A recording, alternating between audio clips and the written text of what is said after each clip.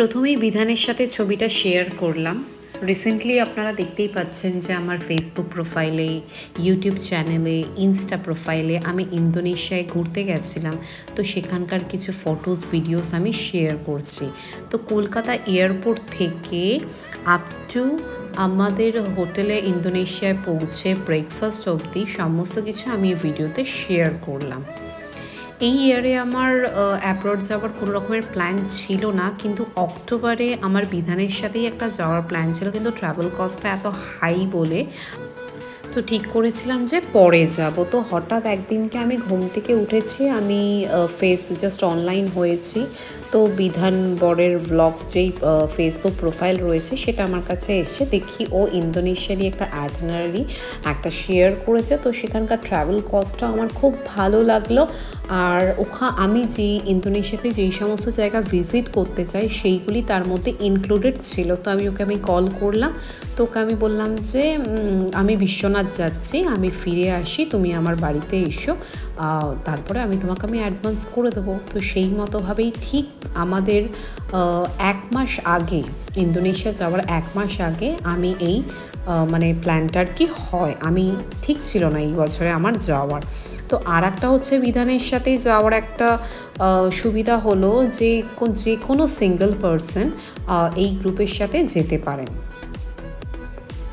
আমরা টোটাল 19 জন মেম্বার আছি, আর আমাদের ফার্স্ট ফ্লাইটটা ছিল কলকাতা টু মালয়েশিয়া। তো সবাই মিলে ফ্লাইটে উঠে পড়েছিলাম। তো ফ্লাইটে সবাই ঘুমিয়ে পড়েছিল, কিন্তু আমি, বিধান আর প্রীতম বলে একজন, তো আমরা সবাই মিলে সারা রাত বকবক করেছি। তো হট করে দেখি ভোর হয়ে গেছে। তখন প্রীতম বলল যে সানরাইজটা দেখেই তারপরে আমরা ঘুমটা দেব। সিরিয়াসলি আমি কোনোদিনও ভাবতে পারিনি যে ফ্লাইটে বসে আমি কখনো সানরাইজ দেখব। ভীষণ সুন্দর লাগছিল, অপূর্ব জাস্ট দৃশ্য। সমস্ত কিছু তো আর ক্যামেরাবন্দি করা যায় না। হয়তো আমাদের এই সানরাইজ দেখাটা ভাগ্যে লেখা ছিল বলেই আমরা কেউ রাত্রেবেলা ঘুমাইনি। ঠিক সানরাইজটা দেখার পরেই আমরা 3 জনে যতক্ষণ পর্যন্ত আমরা টাইম পেয়েছি মালয়েশিয়াতে ল্যান্ড করার আগে পর্যন্ত আমরা সবাই মিলে ঘুম দিলাম। তোরা বললো যে ফোনটা দাও, তোমাকে কটা ফটো আর এমনি ভিডিও করে দিই।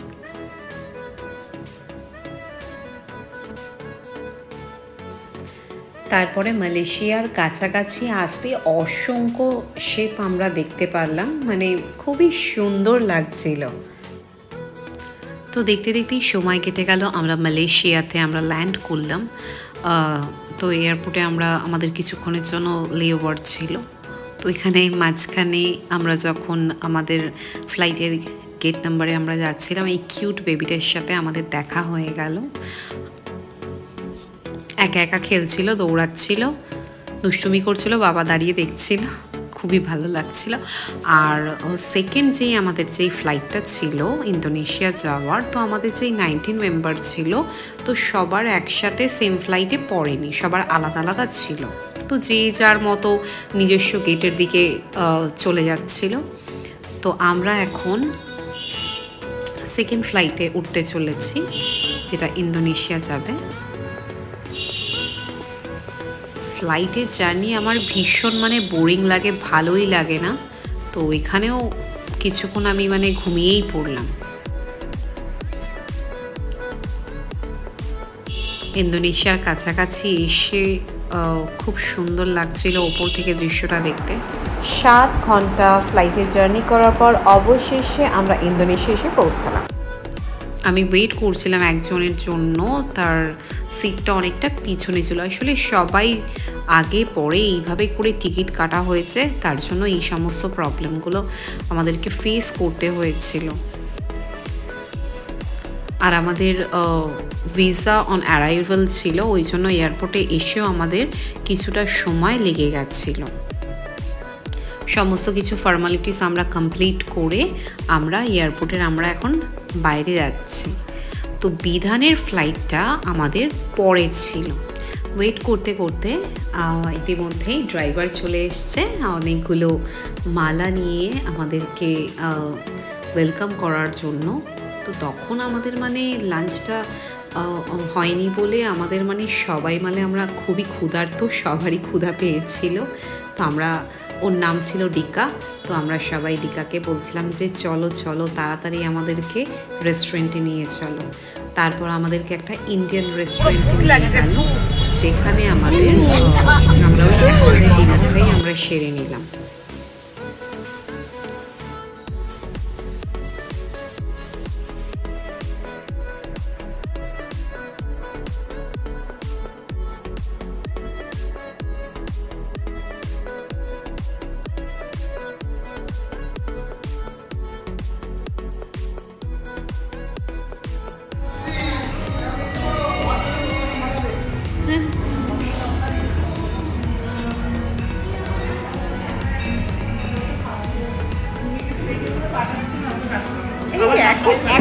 এখন মানে কি করে মানে পাঠাবো? আমি সব গ্রুপে দিয়ে দেবো, সব ছোট্ট করে এডিট করে আমি গ্রুপে দিয়ে দেবো।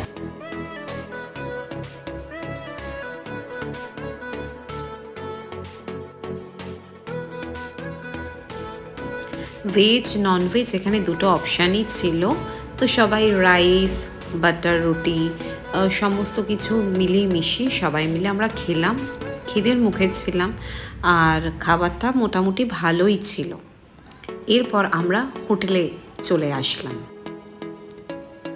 হোটেলে আসতেই আমাদেরকে ওয়েলকাম ড্রিঙ্ক দেওয়া হলো। হোটেলটা তো আমার ভীষণ সুন্দর লেগেছিল, সত্যি মানে খুবই সুন্দর, এত স্পেশিয়াস। আমার নিচের লবিটা তো খুবই ভালো লেগেছিলো। আমরা লবিতে আমরা সারা রাত বসে আমরা এখানে গল্প করতাম। এখানে সব ঠিকঠাক হচ্ছিল যে কে কার সাথে রুম শেয়ার করবে, সবাইকে কার্ড ডিস্ট্রিবিউট করা হচ্ছিল। এই যে এটা আমাদের রুম। কালকে আমরা এয়ারপোর্ট থেকে এসে খুবই টায়ার্ড ছিলাম, ওই জন্য আর আমি দেখাতে পারিনি। মানে রুমের এখন কন্ডিশন পুরো এখন খারাপ, আমরা সমস্ত কি জিনিস বার করে রেখেছি। আর এটা হলো কাকিমা, আমি কাকিমার সাথে রুম শেয়ার করছি। কাকিমা বলো তুমি কোথা থেকে এসেছো? আমি হাওড়া থেকে এসেছি এবং এখানে এসে শিপর্ণাকে পেয়েছি, আমি ভীষণ ভালো মেয়ে, ভালো লাগছে শিপর্ণার সাথে কাকিমা। কাকিমা খুবই মানে সাহসী, কাকিমার ছেলে মেয়ে সবাই রয়েছে। কাকিমা কিন্তু একা একা এইভাবে কিন্তু এসে কিন্তু এখানে বিদেশ ট্রিপ মানে করছে। আর যেই গ্রুপের সাথে এসেছি সেই গ্রুপের যে ওনার আছে সেও খুব ভালো, আমি সেটার কথা আমি পরে আপনাদের সাথে আমি শেয়ার করব। এখন আমরা ব্রেকফাস্ট করতে যাচ্ছি।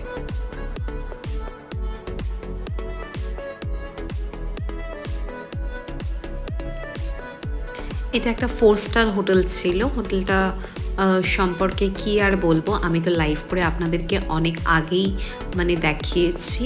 মানে হোটেলটার প্রত্যেক কোনা কোনা মানে সুন্দর সুন্দর ডেকোরেটিভ, আর অনেক সাজানো গোছানো, ভীষণ কালারফুল।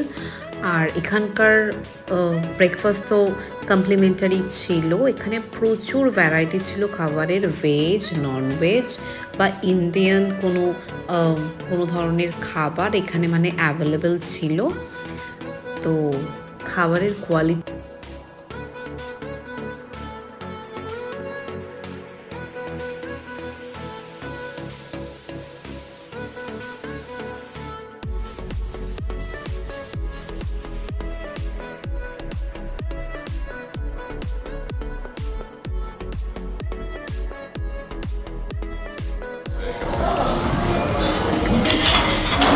আমরা তো মানে বাঙালরা খেতে ভালোবাসি, খেতে খাওয়াতে লোককে। আমাদের বাড়িতে গেস্ট আসলে যেন হয়ে যায়। আর আমাদেরই এই সব হয়ে গেছে, খাবার এমন রোগ হলো খাবার হজম করতে পারি না, ওটাতেই লেগে লেগে এই অবস্থা। বাবার অবস্থা যখন ভালো দোকানে মিষ্টির দোকানের দিকে তাকিয়ে থাকতাম, এখন বড় হয়েছে এখনো মিষ্টির দোকানে এখন সুগারের জন্য। হ্যাঁ, পয়সা আছে খেতে পারে। তোমার যে মিষ্টির দোকান ছিল বাবার? না না, মানে ছোটবেলা আমার হাজবেন্ড মানে গোল্ড। আচ্ছা আচ্ছা, ছোটবেলার অভাব, মিষ্টির জন্য পয়সা নেই। হ্যাঁ, আর যে টাকা হলো, যা টাকা হলো চাকরি হলে বড় সুগার, তখনও তাকিয়ে থাকে সুগার।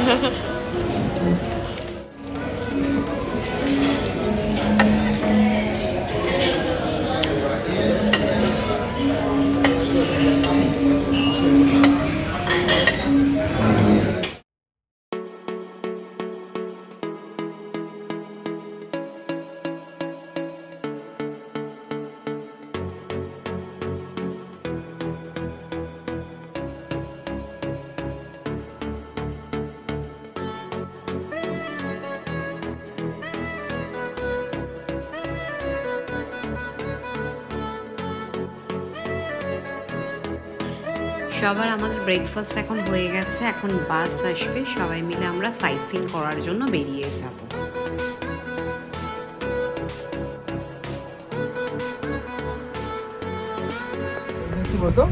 ডলারটা ভাঙাই নেবো, ওখানে ওখানে $100 পাবো, এখানে $100 আছে। আমি যদি ভাঙাই নি তাহলে আমার ওইদিকেও যদি ভাঙাই দিলে এদিকেও ভাঙাই দিলে আমার টাকাটা কত লস।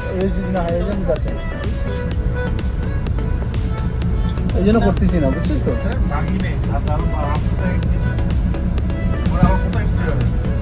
কোথায় আছে তো করতে দেবো, আমার ওখানে তো হয়, ওখানে তো হয়। কেমন লাগছে? কি কাণ্ড, ঘুরলোই না এখন। একটা খালি শাড়ির বুটিক দেখলাম, বলে খুব ভালো। এটা ঘোরা হয় না, ঘোরার মধ্যে এসির মধ্যে বসে আছি, পোল্ট্রি ঘোরাচ্ছি। সমুদ্রের মধ্যে গেলেও ভালো হতো। আজকের ভিডিও এই এতটুকুই। পরের ভিডিওতে আমি সমস্ত সাইট সিনগুলি আপনাদের সাথে আমি শেয়ার করব।